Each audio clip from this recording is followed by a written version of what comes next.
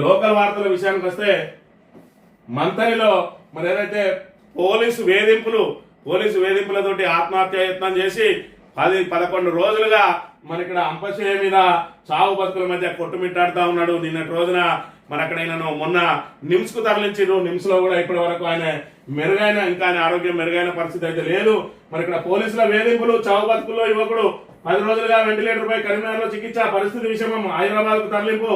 కాంగ్రెస్ నాయకులు ఫోన్లు చేసి కొట్టించారంటున్న తల్లిదండ్రులు, బాధ్యులు కఠినంగా శిక్షించాలని డిమాండ్.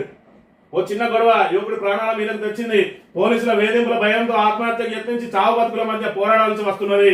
అయితే కొందరు కాంగ్రెస్ నాయకులు కక్షతోనే తమ కొడుకును తీవ్రంగా కొట్టించారని తల్లిదండ్రులు ఆరోపిస్తున్నారు. బాధితులు తల్లిదండ్రులు సీఎం రాజేశ్వరి దేవేందర్ కథనం ప్రకారం మంతని పట్టణంలోని శ్రీపాద కాలనీకి చెందిన యువకుడు శీలం రాజకుమారి నెల 7న సాయంత్రం తన ఇంటి నుంచి మంత్రి డిపో వైపు వెళ్తున్నాడు. దారి మధ్యలో ఉన్న ధాన్యం కొనుగోలు కేంద్రంలో పనిచేస్తున్న రాజేష్ అనే యువకుడు రాజకుమార్ ను పిలిచాడు. ఈ క్రమంలో ఇద్దరి మధ్య మాట పెరిగి గొడవకు దారితీసింది. ఒకరిపై ఒకరు చేయి చేసుకున్నారు. అంతలోనే గుర్రాల బానయ్య సైతం వచ్చి రాజకుమార్ ను కొట్టాడు. మిగతా అమాలీలు వచ్చి విడిపించారు. అక్కడితో ఆ గొడవ ముగిసింది. అయితే మరుసటి రోజు రాజేష్ తన తోటి అమాలీలతో కలిసి పోలీస్ స్టేషన్ వెళ్లి ఫిర్యాదు ఇచ్చాడు.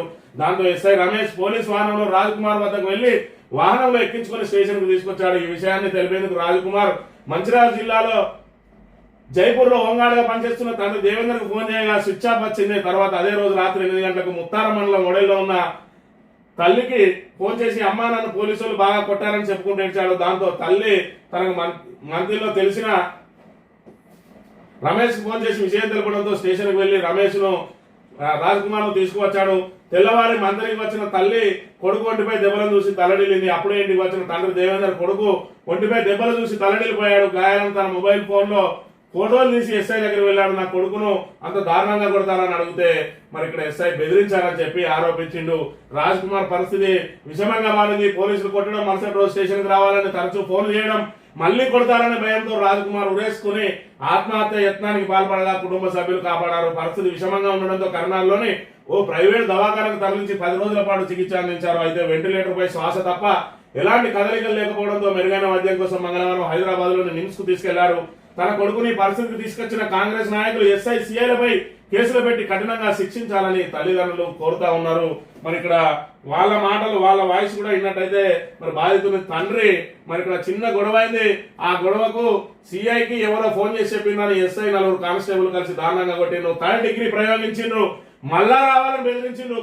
భయపడే నా కొడుకు ఉరేసుకున్నాడు, నేను గొడవ జరిగినప్పుడు ఇంట్లో లేను, కొడుకు ఉరేసుకున్నప్పుడు ఇంట్లో లేను, కొత్త సీను, పురుషోత్తం రెడ్డి, పాపారావు చిన్న కలిసి నా కొడుకు మీద కేసు పెట్టించి కొట్టించిండ్రు. నా కొడుకుని ఎట్లాగైనా బతికించాలి, కొన ఊపిరితో ఉన్నాడు. రోజుకి 50,000 అయితే పరిస్థితి మంచిగా లేదంటే హైదరాబాద్ నిమ్స్ కు తీసుకొచ్చినాం. మేమే బాధలో ఉన్నామంటే మంత్రి సిఐఎస్ఐలు ఫోన్ చేసి మమ్మల్ని బెదిరిస్తున్నారు. ఏదేమైనా నా కొడుకును వాళ్ళే బతికించాలని చెప్పి ఆ తండ్రి అంటే తల్లి ఏమంటున్నాయి అంటే, అమ్మా నేను చచ్చిపోతేనే పోలీసులు మళ్ళీ రమ్మంటున్నారే, పొద్దుగాల 10 గంటల నుంచి ఎస్ఐ ఫోన్ చేసి రమ్మంటున్నాడే అని చెప్పుకుంటా నా కొడుకు ఏడ్చిండు. నువ్వు పురుషోత్తం రెడ్డి, పాపారావు, కొత్త శ్రీనివాస్ చిన్నను తిడుతున్నావంటరా. వీళ్ళందరూ కూడా కాంగ్రెస్ నాయకులు. వాళ్ళందరిని ఎందుకు తిడుతున్నావురా, వాళ్ళు నిన్ను విడిచిపెట్టవద్దంటున్నారో అనుకుంటే ఎస్ఐ వాళ్ళతో ఫోన్ మాట్లాడుకుంటూనే నన్ను కొట్టిండు అని నా బిడ్డ చెప్పిండు. నా కొడుకు సత్తా అంటే పొద్దుసారి కావాలి కాసిన సాయంత్రం 5 గంటలకు మా అత్తను కావాలి నుంచి నేను స్నానానికి పోయినా అంతలే మా అత్తను పక్కకు దూపి రూమ్లకు పోయి తలుపులు పెట్టుకుని ఉరేసుకున్నాడు. మేము తలుపులు పగలగొట్టి కిందికి దించినాం, దవాఖాన చేర్పించినాం.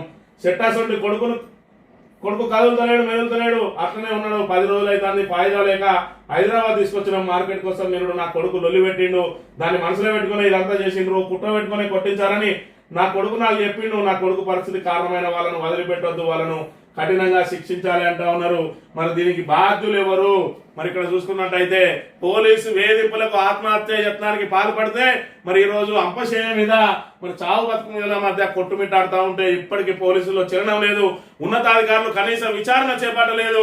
మరి నిన్నటి వరకు కూడా మరి ఇక్కడ మంత్రి ఉన్నాడు, తన సొంత నియోజకవర్గం తాను ఏరికోరు తెచ్చుకున్న పోలీసులు మరి వాళ్ళ వేధింపులకు మరి ఇక్కడ బలిగా పోతా ఉన్నాడని చెప్పి మరి నేను మొన్నటి రోజున ఏదైతే టీజీటీవీ చెప్పిందో ఆ టీజీటీవీకి స్పందించిన శ్రీధర్ బాబు గారు మరి ఇక్కడ హైదరాబాద్ నిమ్స్కి వెళ్ళి మరి చూసిండి అని ఇక్కడ ఆ పిల్లగాని పరిస్థితి ఏందని చెప్పి నిమ్స్ లో చికిత్స పొందుతున్న రాజ్ కుమార్ దగ్గరికి వెళ్ళిండు నిన్నటి రోజున.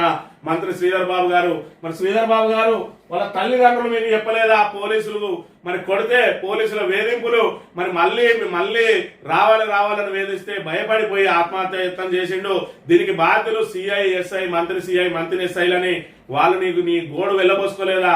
మరి ఇప్పటి వరకు విచారణకు ఎందుకు ఆదేశించడం లేదు? వాళ్ళ మీద చర్యలు ఎందుకు తీసుకోవడం లేదు? అంటే ఇంకా మనిషికి కొరజీవనం ఉన్నదని చెప్పి ఎదురు చూస్తా ఉన్నారా? మరి ఇప్పటి వరకు ఎందుకు చర్యలు చేపడతలేరు? నిన్నటి వరకు మరి ఆయన కనీస పరామర్శకు నోచుకోలేదని చెప్పి టీజీటీవీ ఏదైతే ఆయన పరిస్థితి మొత్తాన్ని వెలుగులోకి తీసుకొచ్చింది. ఇప్పటి వరకు ఏ మీడియా కూడా ఆయన ప్రాణాపాయ స్థితిని ఎవరు కూడా బయటికి చూపించిన పరిస్థితి లేదు. టీజీటీవీ వెలుగులోకి తేవడంతో మరి అదే విధంగా మంత్రి ఇప్పటి వరకు పరామర్శకు వెళ్ళలేదన్న తర్వాత నిన్నటి రోజున నిమ్స్కి వెళ్ళి ఆయన ఆరోగ్య పరిస్థితిని చూసినా సరే మరి సంఘటనకు బాధ్యులైన నీ కాంగ్రెస్ అనుచరులు మరి నీ అనుచరుల పేర్లు చెప్తా ఉన్నారు. అదే విధంగా మరి పోలీసులు ఏదైతే వాళ్ళని కొట్టి నానా చిత్రహింస చేసి థర్డ్ డిగ్రీ ప్రయోగించిండ్రు.